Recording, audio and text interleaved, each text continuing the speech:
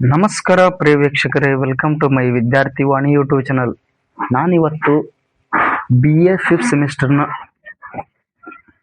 ಪ್ರಥಮ ಪೇಪರ್ ಆದಂತಹ ಭಾರತೀಯ ಇತಿಹಾಸದಲ್ಲಿ ಬರ್ತಕ್ಕಂತಹ ವಾರನ್ ಹೆಸ್ಟಿಂಗ್ನ ಬಗ್ಗೆ ನಾನು ನಿಮಗೆ ಇವತ್ತು ಮಾಹಿತಿಯನ್ನು ತಿಳಿಸ್ತಾ ಇದ್ದೇನೆ. ವಾರನ್ ಹೆಸ್ಟಿಂಗ್ ಇವನು 1772ರಿಂದ 1785ರವರೆಗೆ ತನ್ನ ಒಂದು ಅಧಿಕಾರ ಅಂದ್ರೆ ಬ್ರಿಟಿಷರ ಒಬ್ಬ ಪ್ರಪ್ರಥಮ ಗವರ್ನರ್ ಜನರಲ್ ಆಗಿ ಇವನು ಸೇವೆಯನ್ನ ಸಲ್ಲಿಸ್ತಾನ. ಇವನು ಒಬ್ಬ ಮಹಾನ್ ಸುಧಾರಕ ಎಂದೇ ಹೆಸರಾದಂತಹ ವಾರನ್ ಹೆಸ್ಟಿಂಗನು ಬ್ರಿಟಿಷರ ಪ್ರಪ್ರಥಮ ಗವರ್ನರ್ ಜನರಲ್ ಆಗಿ ಬಂಗಾಳದ ಗವರ್ನರ್ ಆಗಿ ಬಂದಾಗ ಅನೇಕ ಸಮಸ್ಯೆಗಳನ್ನು ಎದುರಿಸಬೇಕಾಗಿತ್ತ. ಎಲ್ಲ ಸಮಸ್ಯೆಗಳ ಮಧ್ಯದಲ್ಲಿಯೂ ಅನೇಕ ಸುಧಾರಣೆಗಳನ್ನು ಜಾರಿಗೆ ತರ್ತಾನ. ವಾರನ್ ಹೆಸ್ಟಿಂಗ್ನ ಆಳ್ವಿಕೆಯಲ್ಲಿ ಎರಡು ಭಾಗಗಳನ್ನು ಅಧ್ಯಯನ ಮಾಡುವುದು. ಒಂದ್ ಕಡೆ ಬಂಗಾಳದ ಗವರ್ನರ್ ಆಗಿ ಕೆಲಸ ಮಾಡ್ತಾನ, ಒಂದು ಬಂಗಾಳದ ಗವರ್ನರ್ ಜನರಲ್ ಆಗಿ ಕೂಡ ಕೆಲಸ ಮಾಡ್ತಾನ. ವಾರನ್ ಹೆಸ್ಟಿಂಗ್ನ ಈ ಎರಡೂ ಅವಧಿಯಲ್ಲಿ ಯಾವ ರೀತಿ ತನ್ನ ಅಧಿಕಾರವನ್ನ ಸೇವೆಯನ್ನ ಸಲ್ಲಿಸ್ತಾನ ಅಂದ್ರೆ ಆಡಳಿತದಲ್ಲಿ ಅನೇಕ ಸುಧಾರಣೆಗಳನ್ನ ಜಾರಿಗೆ ತರ್ತಾನ. ಅದರಲ್ಲಿ ಮೊದಲನೇದಾಗಿ ಆಡಳಿತಾತ್ಮಕ ಸುಧಾರಣೆಗಳು. ಯಾವ ರೀತಿ ಈ ಸುಧಾರಣೆಗಳನ್ನ ಯಶಸ್ವಿಗೊಳಿಸಲು ಸಾಧ್ಯವಾಗುತ್ತಂದ್ರೆ, ಮೊದಲನೇದಾಗಿ ಬಂಗಾಳದಲ್ಲಿ ದ್ವಿಮುಖ ಸರ್ಕಾರ ಪದ್ಧತಿಯನ್ನ ರದ್ದುಪಡಿಸ್ತಾನ. ನಂತರ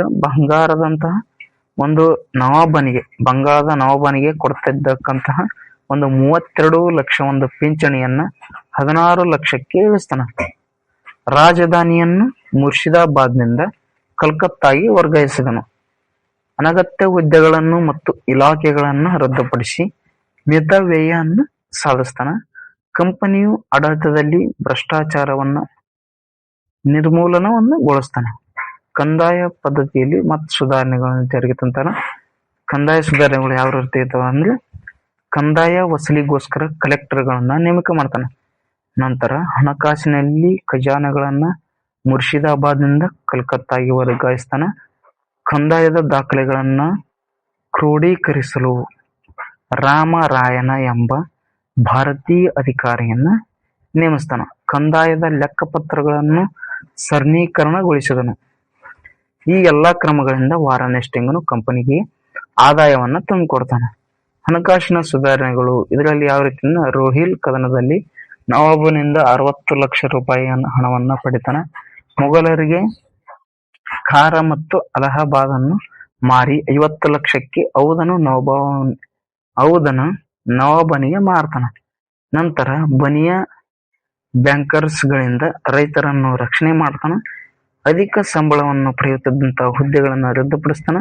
ಈ ಎಲ್ಲಾ ಮಾರ್ಗಗಳಿಂದ ಕಂಪನಿ ಅಪಾರವಾದಂತಹ ಸಂಪತ್ತು ಮತ್ತು ಕಂದಾಯವನ್ನು ಮಾಡ್ತಾನ. ವಾಣಿಜ್ಯದಲ್ಲಿ ಸುಧಾರಣೆಗಳನ್ನು ಜಾರಿ ತರ್ತಾನ. ಅದರಲ್ಲಿ ಕಂಪನಿ ನೌಕರದಾರರು ಖಾಸಗಿ ವ್ಯಾಪಾರದಲ್ಲಿ ತೊಡಗುವುದನ್ನ ನಿಷೇಧಿಸಲಾಯಿತು.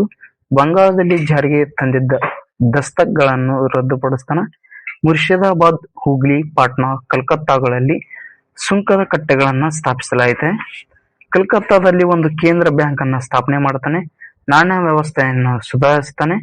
ನಂತರ ನ್ಯಾಯಾಂಗ ಸುಧಾರಣೆಗಳಲ್ಲಿ ಪ್ರಮುಖ ಪಾತ್ರ ವಹಿಸ್ತಾನೆ. ಅದರಲ್ಲಿ ಪ್ರತಿ ಜಿಲ್ಲೆಗೊಂದು ದಿವಾನಿ ಅದಾಲತ್ ಮತ್ತು ನಿಜಾಮತ್ ಅದಾಲತ್ ನ್ಯಾಯಾಲಯಗಳನ್ನ ರೂಪಿಸ್ತಾನೆ ಅಥವಾ ಸ್ಥಾಪಿಸ್ತಾನೆ.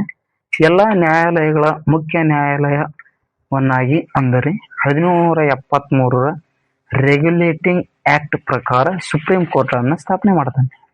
ಹಿಂದೂ ಕಾನೂನುಗಳನ್ನು ಕ್ರೋಢೀಕರಿಸಿ ಸಂಪುಟಗಳನ್ನ ಜಾರಿಗೆ ತಂದನು. ಮುಸ್ಲಿಂ ಕಾನೂನುಗಳನ್ನು ಕ್ರೋಢೀಕರಿಸಿ ಫತ್ವಾ ಇ ಅಲಂಗೀರ್ ಎಂಬ ಗ್ರಂಥವನ್ನ ಜಾರಿಗೆ ತಂದನು. ಹೀಗೆ ಮತ್ತು ನಂತರ ಸಾಂಸ್ಕೃತಿಕ ಸುಧಾರಣೆಗಳಲ್ಲಿ ಕೂಡ ಜಾರಿಗೆ ತರ್ತಾನೆ.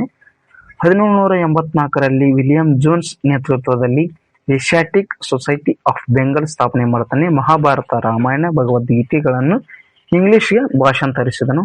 ಸಂಸ್ಕೃತ ಮತ್ತು ಪರ್ಷಿಯನ್ ಭಾಷಾ ವ್ಯಾಸಂಗಕ್ಕೆ ಉತ್ತೇಜನವನ್ನ ನೀಡಿದರು. ಆಲ್ ಹೆಡ್ ಎಂಬುವನು ಹಿಂದೂ ಕಾನೂನುಗಳ ಸಂಗ್ರಹವನ್ನು ಸಿದ್ಧಪಡಿಸ್ತಾನೆ. ನಂತರ ವಾರನ್ ಹೆಸ್ಟಿಂಗ್ನ ವಿದೇಶಾಂಗ ನೀತಿ ಯಾವ ರೀತಿ ಇರುತ್ತಂದ್ರೆ, ಹೌದನೊಡನೆ ಒಂದು ಮೈತ್ರಿಕೂಟ 1772ರಲ್ಲಿ ಒಂದು ವಾರನ್ ಹೆಸ್ಟಿಂಗನು ಬ್ರಿಟಿಷ್ ಸಾಮ್ರಾಜ್ಯ ವಿಸ್ತರಣೆಗೆ ಗಮನ ವಹಿಸದೆ ಆಡಳಿತ ಒದಗಿಸುವಂತಹ ಕಡೆಗೆ ಗಮನ ವಹಿಸ್ತಾನೆ. ಎರಡನೇ ಶಾ ಆಲಮನು ಮರಾಠರನ್ನು ಸೇರಿಕೊಂಡಿದ್ದನು. ಆದ್ದರಿಂದ ಹೆಸ್ಟಿಂಗನು ಔಧ್ ಪ್ರಾಂತ್ಯವನ್ನು ಮರಾಠ ಮತ್ತು ಬ್ರಿಟಿಷರ ನಡುವಣ ತಡೆಯ ರಾಜ್ಯವನ್ನಾಗಿ ಮಾಡಲು ಬಯಸ್ತಾನೆ. 1772ರಲ್ಲಿ ವಾರನ್ ಹೆಸ್ಟಿಂಗನು ಔಧ್ ನವಾಬ್ ಮತ್ತು ಶುಜಾ ಉದ್ದೌಲನೊಡನೆ ಬನಾರಸ್ ಒಂದು ಒಪ್ಪಂದವನ್ನು ಮಾಡಿಕೊಂತಾನ. ಅದರ ಪ್ರಕಾರ ನವಾಬ್ನೊಂದಿಗೆ ಮೈತ್ರಿ ಬೆಳೆಸಿ ಅಗತ್ಯ ಬಿದ್ದಾಗ ಸೈನಿಕ ನೆರವು ನೀಡಲು ಒಪ್ಪಿಕೊಂತಾನ. ರೋಹಿಲ್ಲರೊಡನೆ ಯುದ್ಧ 1773ರಲ್ಲಿ ರೋಹಿತ್ ಖಂಡದಲ್ಲಿರ್ತಕ್ಕಂತಹ ರೋಹಿಲ್ಲ ಎಂಬ ಅಫ್ಘಾನ್ನ ಪಂಗಡವು ಮೇಲಿಂದ ಮೇಲೆ ಮರಾಠರ ಮೇಲೆ ಬಲಿಯಾಗುತ್ತಿತ್ತು. ರೋಹಿಲ್ಲರ ಮುಖಂಡ ನವಾಬ್ ಶುಜಾ ಉದ್ದೌಲನ ಸಹಾಯ ಹೆಚ್ಚಿಸಿದನು. ರೋಹಿಲ್ಲ ಕದನದಲ್ಲಿ ಔಧನ ಪರವಾಗಿ ಹೋರಾಟ ಮಾಡಿದ್ದು ಹೆಸ್ಟಿಂಗ್ಸ್ ಮಹಾ ಅಪರಾಧವಾಯಿತು. ಅದು ಅಧರ್ಮ, ಅನ್ಯಾಯ, ಅನೈತಿಕ ಕೃತ್ಯಕ್ಕೆ ಸಮಾನವಾಗಿದೆ ಎಂದು ಪರಿಗಣಿಸಿತು. ನಂತರ ಇದರಲ್ಲಿ ಆಂಗ್ಲೋ ಮೈಸೂರು ಯುದ್ಧಗಳು ಸ್ಟಾರ್ಟ್ ಆಗ್ತವು. 1775ರಿಂದ 1782. ಮೂರನೇ ಪಾಣಿಪತ್ ಕದನದಲ್ಲಿ ಹೀನಾಯವಾಗಿ ಸೋಲನ್ನು ಅನುಭವಿಸಿರ್ತಕ್ಕಂಥ ಮರಾಠರು ಬಹುಬೇಗ ಚೇತರಿಸಿಕೊಂಡರ. ಮಾಧವರಾವನ್ ಮರಣದ ನಂತರ ಪೇಶ್ವೆ ಹುದ್ದೆಗಾಗಿ ಸಹೋದರ ನಾರಾಯಣರಾವ್ ಚಿಕ್ಕಪ್ಪ ರಘುನಾಥನ್ ರಾವ್ ನಡುವೆ ಪೈಪೋಟಿ ನಡೀತಾ. ಈ ಪೈಪೋಟಿಯಲ್ಲಿ ರಘುನಾಥನ್ ರಾವ್ ನಾರಾಯಣರಾವರನ್ನು ಕೊಂದು ಅಧಿಕಾರಕ್ಕೆ ಬಂದನು. ಇದನ್ನು ಸಹಿಸಿದಂತಹ ಸಿಂಧಿಯಾ ಮತ್ತು ನಾನಾ ಫಡ್ನವೀಸ್ ನಾರಾಯಣರಾವನ ಮಗ ಎರಡನೇ ಮಾಧವರಾವನನ್ನು ಅಧಿಕಾರಕ್ಕೆ ತರ್ತಾರೆ. ನಂತರ ಇದರಿಂದ ಕೋಪಿತನಾದಂತಹ ರಘೋಬ ಆಂಗ್ಲರೊಂದಿಗೆ ಸೂರತ್ ಒಪ್ಪಂದವನ್ನು ಮಾಡಿಕೊಂಡಾನೆ. ಸೂರತ್ ಒಪ್ಪಂದ ಮಾಡಿಕೊಂಡಿರುವುದು ವಾರನ್ ಹೆಸ್ಟಿಂಗನ ತಪ್ಪಿನ ಕ್ರಮವಾಗಿತ್ತು. ಆದ್ದರಿಂದ 1776ರಲ್ಲಿ ಎರಡು ಪಕ್ಷಗಳ ಯುದ್ಧ ನಿಲ್ಲಿಸಿ ಪುರಂದರ ಒಪ್ಪಂದವನ್ನು ಮಾಡಿಕೊಂತಾನೆ. ಒಪ್ಪಂದದ ಪ್ರಕಾರ ನಡೆದುಕೊಳ್ಳುವುದಕ್ಕೆ ಮತ್ತು ಯುದ್ಧ ಕಾರಣವಾಯಿತು. ಸೋತ ಆಂಗ್ಲ ಸೇನಾಪತಿ ವಡಂಗಾವ್ ಒಪ್ಪಂದಕ್ಕೆ ಸಹಿ ಹಾಕ್ತಾನೆ. ಕೊನೆಗೆ ಯುದ್ಧವು ಸಾಲ್ಬಾಯ್ ಒಪ್ಪಂದದ ಮೂಲಕ ಕೊನೆಗೊಂಡುತ್ತೆ. ದ್ವಿತೀಯ ಆಂಗ್ಲೋ ಮೈಸೂರು ಯುದ್ಧ 1780ರಿಂದ 1784. ಪ್ರಥಮ ಆಂಗ್ಲೋ ಮೈಸೂರು ಯುದ್ಧವು 1769 ಏಪ್ರಿಲ್ 4ರ ಮದ್ರಾಸ್ ಒಪ್ಪಂದದ ಮೂಲಕ ಕೊನೆಗೊಂಡಿತು. ಮದ್ರಾಸ್ ಒಪ್ಪಂದದ ಪ್ರಕಾರ ಹೈದರಾಲಿ ಇಂಗ್ಲಿಷರ ಸಹಾಯ ಕೇಳಿದನು. ಆದರೆ ಇಂಗ್ಲಿಷರು ಸಹಾಯ ಮಾಡಲು ನಿರಾಕರಿಸಿದರು. ಇದು ಹೈದರಾಬಾದ್ ಅಲಿಯ ಕೋಪಕ್ಕೆ ಎರಡನೇ ಆಂಗ್ಲೋ ಮೈಸೂರು ಯುದ್ಧ ಕಾರಣವಾಯಿತು. ಎರಡನೇ ಆಂಗ್ಲೋ ಮೈಸೂರು ಯುದ್ಧ ನಡೆಯುತ್ತಿರುವಾಗಲೇ 1782ರಲ್ಲಿ ಹೈದರನು ಮರಣ ನಂತರ ಟಿಪ್ಪು ಸುಲ್ತಾನ್ ಯುದ್ಧವನ್ನು ಮುಂದುವರಿಸಿದನು. 1784ರ ಮಂಗಳೂರು ಒಪ್ಪಂದ ಈ ಯುದ್ಧವನ್ನು ಅಂತ್ಯಗೊಳಿಸಿತು. ಅದರಂತೆ ಉಭಯ ಪಕ್ಷದವರು ಗೆದ್ದ ಪ್ರದೇಶಗಳನ್ನು ಹಿಂದಿರುಗಿಸಲು ಮತ್ತು ಯುದ್ಧ ಕೈದಿಗಳನ್ನು ಬಿಡುಗಡೆ ಮಾಡಲು ಒಪ್ತಾರೆ. ಹೀಗೆ ವಾರನ್ ಹೆಸ್ಟಿಂಗನು ತನ್ನ ಆಡಳಿತಾಧಿಕಾರಾವಧಿಯಲ್ಲಿ ಅನೇಕ ಸುಧಾರಣೆಗಳನ್ನು ಜಾರಿಗೆ ತಂದನು ಮತ್ತು ಅವನ ಅಧಿಕಾರಾವಧಿಯಲ್ಲಿ ಪ್ರಥಮ ಆಂಗ್ಲೋ ಮೈಸೂರು ಯುದ್ಧ ಮತ್ತು ಎರಡನೇ ಆಂಗ್ಲೋ ಮೈಸೂರು ಯುದ್ಧವೂ ಸಹ ನಡೆಯುತ್ತದೆ.